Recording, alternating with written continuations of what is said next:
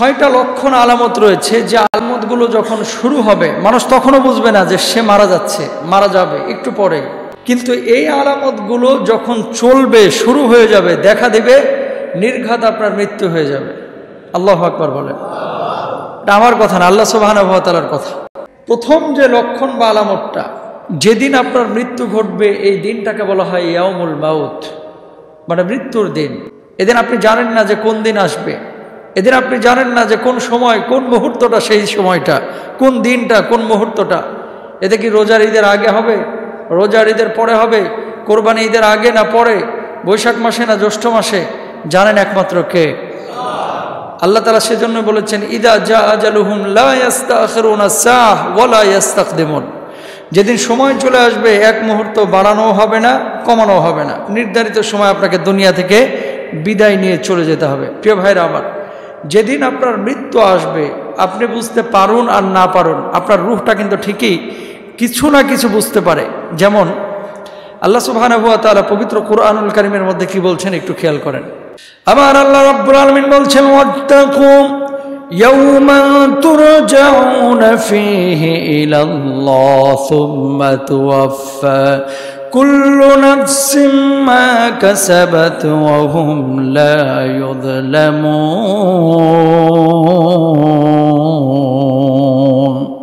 আল্লাহ রাব্বুল আলামিন বললেন ওই দিনকে ভয় করো যেদিন তোমরা আল্লাহর কাছে প্রত্যাবর্তন করবে, যেদিন আল্লাহর কাছে ফিরবে, অতঃপর প্রত্যেককেই তার কর্মের ফল পুরোপুরি দেওয়া হবে এবং তাদের প্রতি কোনোরূপ অবিচার করা হবে না।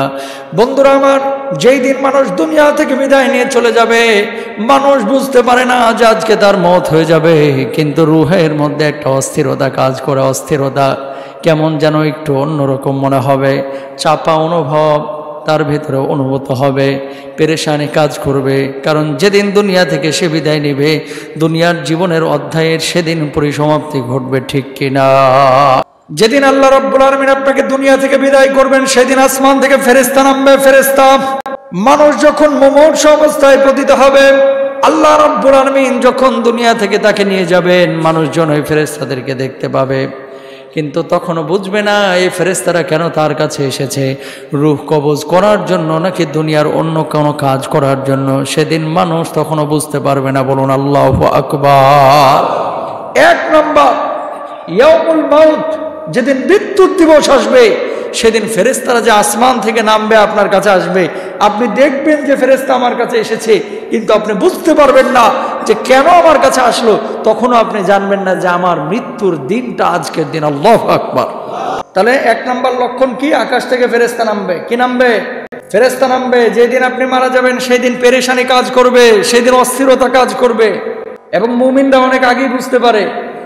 আল্লাহ রাব্বুল আলামিন তাদের হৃদয়ের মধ্যে এমন একটা চেতনার জাগরণ করে দেয় যে আমার পৃথিবীতে আর বেশি দিন সময় নেই, সুতরাং এখনই আমাকে সতর্ক হতে হবে, ছেলে মেয়েদেরকে ওসিয়ত করতে হবে, আমার সম্পত্তি যা আছে এগুলো যথাযথভাবে ওসিয়তের মাধ্যমে ভাগ বাটোয়ারা করতে হবে, যাতে করে আমার মৃত্যুর পরে মারামারি, ঝামেলা, ঝঞ্ঝাট তৈরি না হয়। আল্লাহু আকবার বলেন।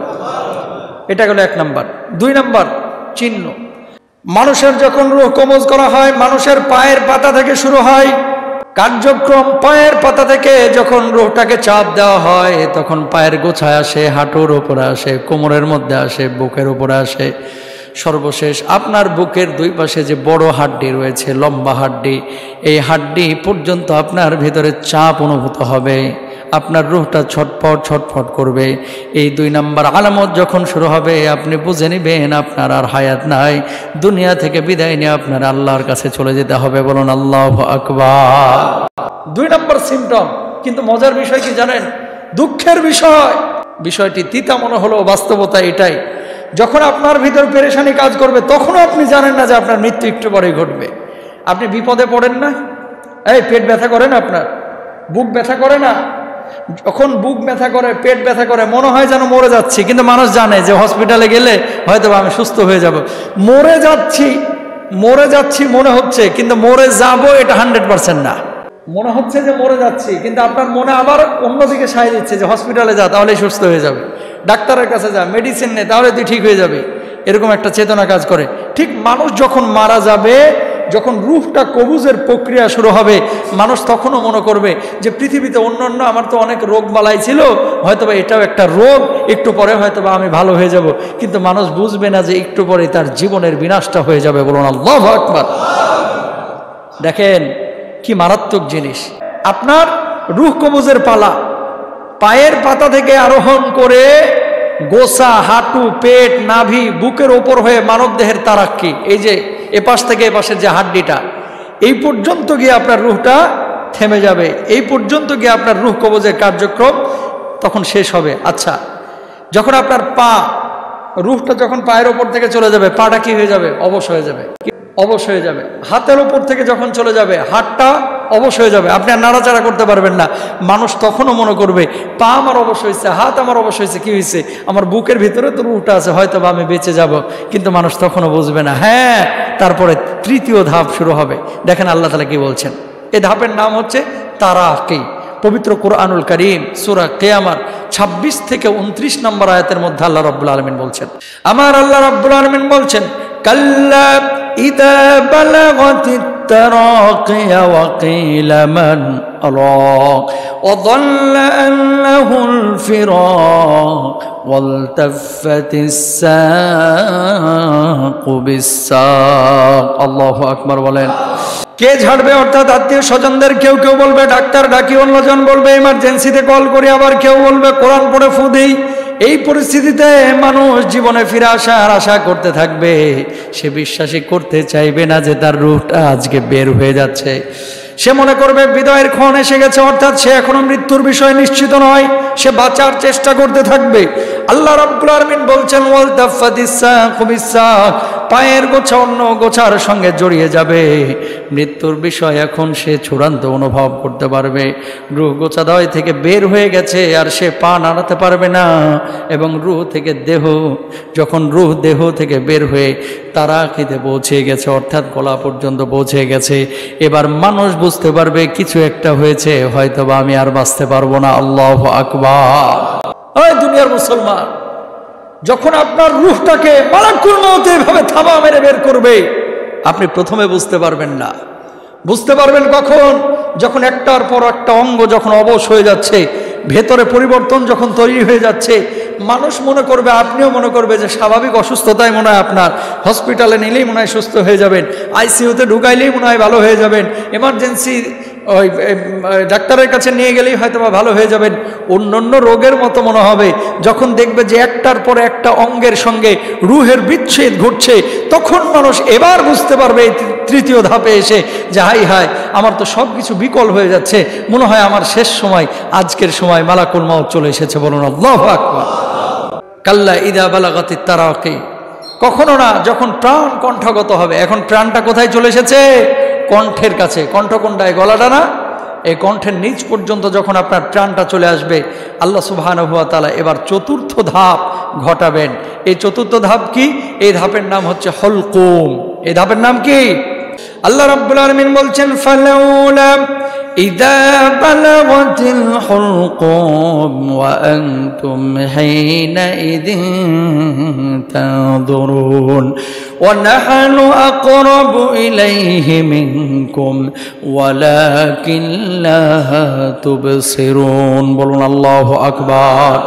আল্লাহ রাব্বুল আলামিন বলছেন, অতঃপর প্রাণ যখন কণ্ঠাগত হয়, তখন তোমরা তাকিয়ে থাকো, তখন আমি তোমাদের অপেক্ষা তার অধিক নিকটে থাকি, কিন্তু তোমরা সেটা বুঝতে পারো না, দেখতে পাও না। বলুন সুবহানাল্লাহ। রূহটা যখন আপনার কণ্ঠের কাছে এসেছে, আপনার কাছাকাছি না রূহটা? তখন আপনার ভেতরেই তো। আল্লাহ রাব্বুল আলামিন বলছে, এর চাইতে তোমার কাছে আমি কাছে, নিকটে, তুমি দেখতে পাও না। আল্লাহু আকবার বলেন।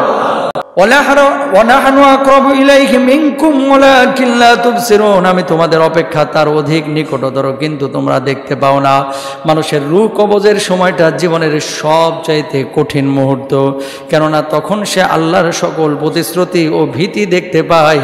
ভালো কাজ করলে সেগুলোর ফিডব্যাক দেখতে পায়, আর খারাপ কাজ করলে জাহান্নামের চিত্র দেখতে পায়। বলুন নাউজুবিল্লাহ। পঞ্চম ধাপ শুরু হইল। এই 1 থেকে 3 নম্বর আয়াতে তাফসীর ঘাটেন, দেখবেন সেখানে আল্লাহ তাআলা বলছেন, যারা ঈমানদার মুমিন তাদের রূহগুলো খুব সহজে বের হয়ে যাবে। এদেরকে জান্নাতের চিত্রগুলো তুলে ধরা হবে। বদকার যারা তারা বলবে আমাকে নিও না, রিকোয়েস্ট করবে। আর যারা সৎকার তারা বলবে মালাকুল মউত তাড়াতাড়ি আমার রূহটা কবুজ করে, আল্লাহর সান্নিধ্যে আমি যাইতে চাই। বারবার বলবে আমার কবরে নিয়ে যাও। বদকার বলবে ও সন্তান তোর জন্য বাড়ি বানাইলাম, ও সন্তান তোর জন্য গাড়ি বানাইলাম, তোর জন্য এত আয়োজন করলাম, তুই আমার কেন বাড়ি থেকে বের করছিস? ও সন্তান কেন আমার ব্লেড দিয়ে তুই আমার গায়ের পাঞ্জাবিগুলো জামাগুলো কেটে দিলি, আমার লুঙ্গিটা কেটে দিলি, কেন আমার প্যান্টটা কেটে দিলি? তুই আমার নিস না, কোথায় নিয়ে যাচ্ছিস? আমার বাড়ি থেকে আমাকে কোথাও নিস না। সন্তান বাপের ডাক শুনবে না, সন্তান ঠিকই বাড়ি থেকে বের করবে। বারবার যখন কবরের দিকে নিয়ে যাওয়া হবে বারবার আকুতি করবে আমার নিস না, কোথায় নিয়ে যাচ্ছিস? আমি নড়াচড়া করতে পারছি না, আমার কবরে রাখিস না। কিন্তু কেউ শুনবে না কারো কথা, আপনাকে নিয়ে চলে যাবে। আর যদি সৎকার আপনি হয়ে থাকেন, নামাজি হন, রোজাদার হন, হালাল জীবনযাপন যদি আপনি করেন, সন্তানকে তখন বলবে যে দেরি করিস কেন, তাড়াতাড়ি আমার লাশটারে ধোয়া, তাড়াতাড়ি কবরে নিয়ে যা, তাড়াতাড়ি আমার রবের কাছে আমারে ধোয়াই। বলুন আল্লাহু আকবার। জীবন এরকম চান কি চান না? তাহলে হালাল জীবনযাপন করা দরকার আছে না? কখনো কখনো তিতা ভালা, এটা পরবর্তীতে মিঠা লাগবে। ওয়াসা আন তাকরাহু শাইআন ওয়া হুয়া খায়রুল লাকুম ওয়াসা আন তুহিব্বু শাইআন ওয়া হুয়া শাররুল লাকুম। আল্লাহ বলছে যে পৃথিবীর মানুষের এমন কিছু জিনিস রয়েছে যেটা খুব অপছন্দ করে, কিন্তু এটা ওর জন্য কল্যাণকর। সুবহানাল্লাহ বলেন। আপনি অপছন্দ করেন অথচ আপনার জন্য কি কল্যাণকর। আল্লাহ বলছেন ওয়াসা আন তুহিব্বু শাইআন ওয়া হুয়া শাররুল লাকুম। অনেক মজা করে হারাম খান, খুব ভালো লাগে, খালি মাস গেলে 30,000 করে বান্ডিল আসতেছে, খুব মজা, খুব মজা। আল্লাহ বলতেছে এটা তোর জন্য অকল্যাণকর, টের পাবে। সুম্মা ইলাইনা মারজিউকুম ফানুনাব্বিউকুম বিমা কুনতুম তা'মালুন। খালি কবরে ঢুক না, আমার কাছেই তো ফিরবি। সেদিন কাকে বলবি যে হুজুরের বলার কাজ বলবে? সেদিন বলার কোনো কায়দা নাই, শুধু মায়ের হবে, কোনো আওয়াজ হবে না, ঠিক কিনা? হাড়ে হাড়ে বুঝিয়ে দিবেন কে? আল্লাহ। সুতরাং সতর্ক হওয়া দরকার আছে না নাই? আছে প্রিয় ভাইরা আমার। এরপরে দেখেন এই 7 নাম্বার গেল, 6 নাম্বার গেল, 7 নম্বরে 6ষ্ঠ ধাপ। এরপর আল্লাহ সুবহানাহু ওয়া তাআলা বলছেন যে 6ষ্ঠ ধাপে, এই ধাপের পর শুরু হবে 6ষ্ঠ ধাপ। অর্থাৎ ওই যে হুলকুমের মধ্যে যখন রূহটা চলে আসলো, এরপরে মানুষের সামনে সচিত্র দেখানো হবে যে তার আমলগুলোর কী অবস্থা, সে জান্নাতে যাবে না জাহান্নামে যাবে। এরপর আল্লাহ সুবহানাহু ওয়া তাআলা সেই চূড়ান্ত মুহূর্তের কথা বলেছেন, যেটা একটু আগে বললাম, অলরেডি বলে দিয়েছি। মালাকুল মাউতকে বলবে আমাকে কিছু সময় দেওয়া যায় না, 2 দিন 3 দিন একটু সময় দাও না মালাকুল মাউত, আমি তওবা করে আসি, আল্লাহর কাছে মাফ চেয়ে আসি, আল্লাহ হয়তো আমার মাফ করবে। তখন জবাবটা আসবে হাত্তা ইদা জাহাদাহুল মাউতু ক্বালা রাব্বিরজিউন। আর সুযোগ দেওয়া হবে না, চূড়ান্তভাবে তার দেহ থেকে রূহটাকে বিচ্ছিন্ন করে ফেলা হবে। মানুষ তখন তাকিয়ে থাকবে। দেখেন, মানুষ যখন মারা যায় তার চোখগুলো অস্বাভাবিক বড় হয়ে যায় অনেক সময়, খেয়াল করছেন? চোখ খোলা থাকে না অনেক সময়, চোখগুলো অনেক সময় বড় বড় ডাগর চোখা হয়ে তাকায় থাকে একবার আকাশের দিকে, এরকম হয় কি হয় না? এরপরে তো আপনারা চোখটাকে বন্ধ করে দেন। কারণটা কি? কারণ হচ্ছে 2টা। কয়টা? 1 নম্বর কারণ, রাসূল আকরাম সাল্লাল্লাহু আলাইহি ওয়াসাল্লাম বলছেন যখন তার রূহটা কবজ করা হয়েছে, অনেক কষ্টে তার রূহটা বের করা হয়েছে, যখন রূহটা বের হয়ে যায়, সে তার রূহটা যখন চলে যায় তখন সে ওই রূহের দিকে তাকায় থাকে, সে ফিল করে যে আমার রূহটা দেহ থেকে বের হয়ে গেল, পরাণ পাখিটা খাঁচা থেকে বের হয়ে চলে গেল, ও তাকায় থাকে। তখন রূহটা যেহেতু বিচ্ছিন্ন হয়ে গেছে, সে আর চোখটা বন্ধ করতে পারে না। যেমন মোবাইলে চার্জ শেষ, তখন কি আপনার কোনো অ্যাপস কাজ করবে? মোবাইল ওপেন হবে? হবে না। আপনার রূহটা যখন দেহ থেকে বিচ্ছিন্ন হয়ে গেছে, ওই যে তাকায়া ছিল আর চোখটারে বন্ধ করতে পারে নাই, কারণ ভেতরে তো রূহ নাই। রূহ না থাকলে চোখ আর বন্ধ করা যায়? এজন্য আপনারা চোখটারে কি করে দেন? বন্ধ করে দেন, নামায় দেন। এক তো হচ্ছে রূহের দিকে তাকায় থাকে, 2 নাম্বার হচ্ছে রূহটা বাইরে হয় চোখ দিয়ে। আল্লাহু আকবার বলেন। যখন টানা হাসরা করে যখন রূহটা বের করা হয়, তখন ওই মানুষটা প্রচণ্ড কষ্ট পায়, যন্ত্রণা পায়, কিন্তু ওই যন্ত্রণা, দুঃখ, কষ্ট কেউ কাউকে বোঝাইতে পারবে না। যে সেই সময় পড়বে সেই সময় বুঝবে। ওমর ফারুক রাদিয়াল্লাহু তাআলা আনহু কাব রাদিয়াল্লাহু তাআলা আনহুকে কি বলতেছেন খেয়াল করেন। আল্লাহর নবী সাহাবী ওমর ফারুক রাদিয়াল্লাহু তাআলা আনহু হযরত কাবকে জিজ্ঞেস করলেন, কাব, মানুষ যখন মারা যায় তার রূহের যখন বিচ্ছেদ ঘটে যন্ত্রণাটা কেমন মনে হয়? হযরত কাব রাদিয়াল্লাহু তাআলা আনহু জবাব দিলেন, তানবীহুল গাফিলিনের মধ্যে এটা লেখা হয়েছে, কয়েকটা কাঁটাযুক্ত খেজুর গাছকে জীবন্ত মানুষের ভেতর দিয়ে যদি ঢুকিয়ে দেওয়া হয়, ওই কাঁটাযুক্ত খেজুর গাছটাকে যদি ভেতর থেকে টেনে বের করা হয়, কাঁটাগুলো যেমন ভেতরের অবস্থাগুলোকে ছিন্ন ভিন্ন করে দিবে, ওই মানুষটা যেমন কষ্ট পায়, একজন মানুষের রূহ কবজের সময় ওই মানুষটা তেমনই কষ্ট পায়। বলুন আল্লাহু আকবার। এরকম কষ্ট অনুভূত হবে। এই পরিস্থিতি আপনার হবে না, আমার হবে না, কোনো গ্যারান্টি আছে ভাই? কোনো গ্যারান্টি নাই। সুতরাং মৃত্যুর জন্য প্রস্তুতি সবাইকে নেওয়া দরকার আছে না রায়? এত যন্ত্রণা কিভাবে ভাই সহ্য করবেন আপনি? আমি কিভাবে সহ্য করব? কেন হারাম ছাড়েন না? কেন হালাল জীবনযাপন করেন না? কেন আপনি রোজা করেন না? কেন কেন? কয়দিনের জিন্দেগি? আপনার বাপ মারা গেল, আপনার